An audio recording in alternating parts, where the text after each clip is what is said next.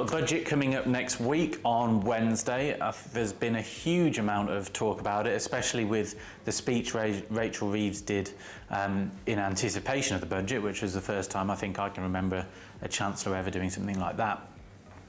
And I think most people had got to the point where income tax was almost certainly going up. We have a 50 billion or whatever the number is bouncing around our deficit.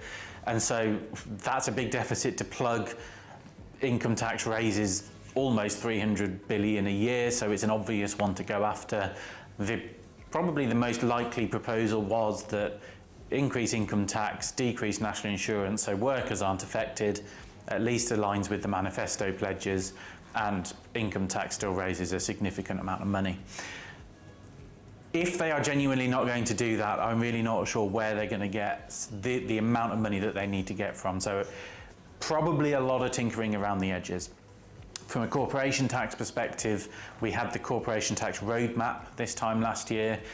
The whole point of that was to ensure that we have a stable economy from a company perspective, certainty for companies, and therefore hopefully encouraging investment into the UK. So very, very unlikely in my view that we'll see any increase in corporation tax.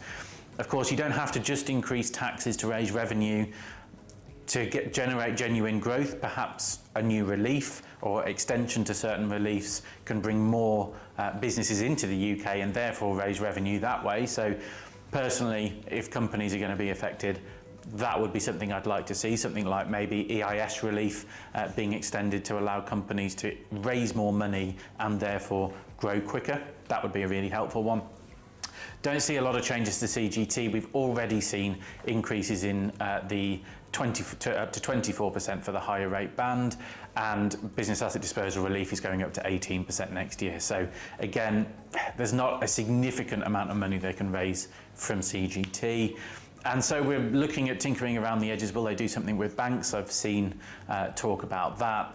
Again, it's not affecting certainly most of the clients I deal with, but it's those little bits that are going to add up, and we'll see what happens. IHT, obviously they've already done an awful lot. My personal view, when I talked to Emma Chamberlain on the tax hour, we talked about wealth taxes, capital gains, inheritance tax.